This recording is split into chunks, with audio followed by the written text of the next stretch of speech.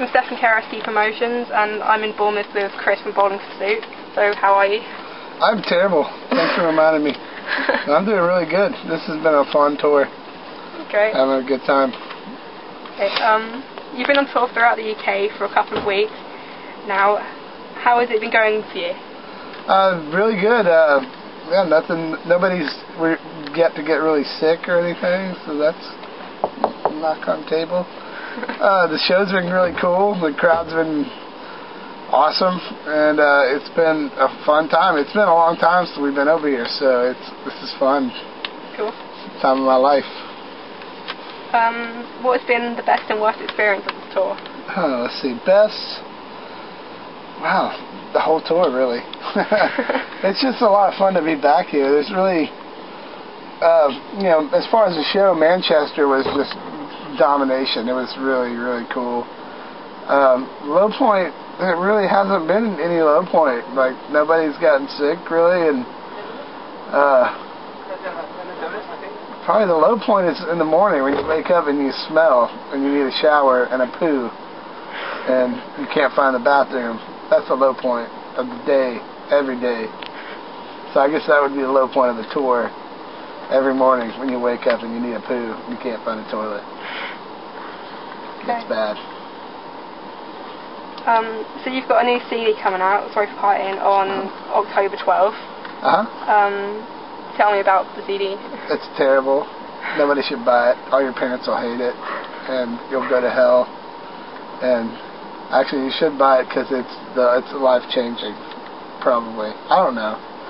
Yeah, I think it's pretty much kind of like not trying to break any new ground as a band. We're kind of doing more the same thing, and we have some really cool keyboards on this album too.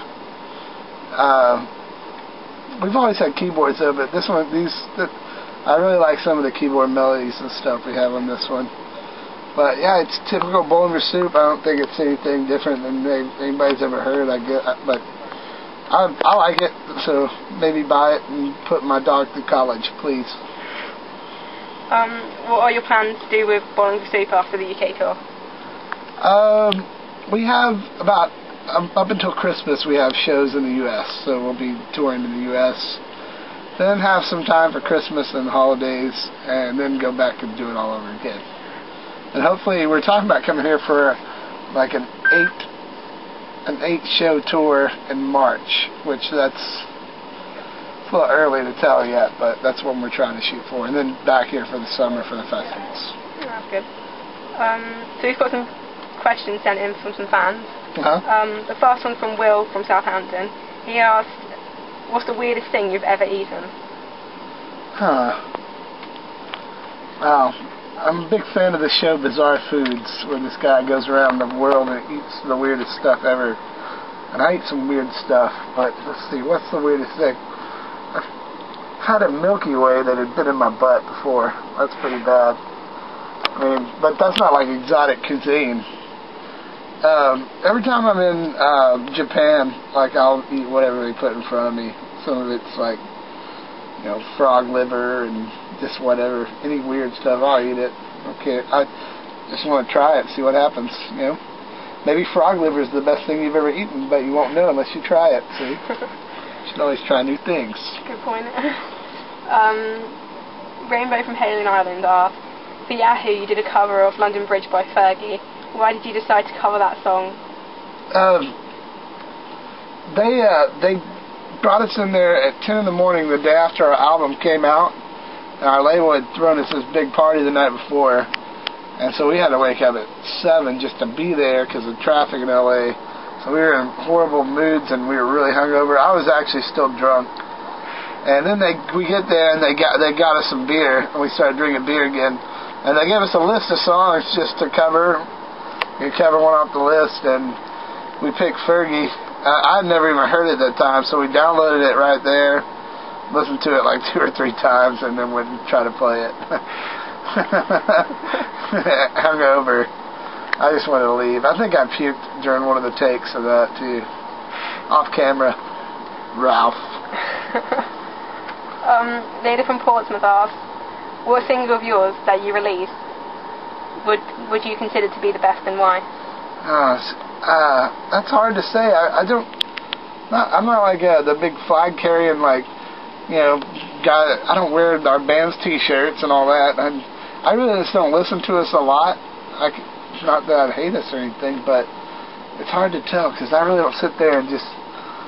I mean, some of our best songs I think were never singles. Like Star Song was a really good one that I thought should have been a single, and we never even played it live. We just recorded it. There's a lot of songs like that. Out of the singles, it's really hard. Let's see. I'll pull in. I really liked High School Never Ends a lot, as far as all the singles go.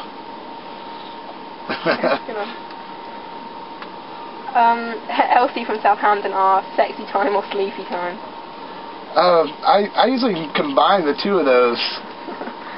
Which, you know, yeah, you sleep a little bit, you wake up, and hopefully you've got your computer sitting next to you in your bunk, which I always do.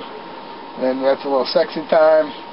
Then you go back to sleep, and then maybe early in the morning, more sexy time, back to sleep. So yeah, back and forth. Lastly, Penguin from Brighton asked, what do you think you would be doing if Bowling for Soup never happened? Probably be like a high school coach of some sort. I think that's what I'd probably be doing. Coaching either football, baseball, basketball, or the old proper football as well, the old English game, because I grew up playing that. I used to be a soccer referee for a long time.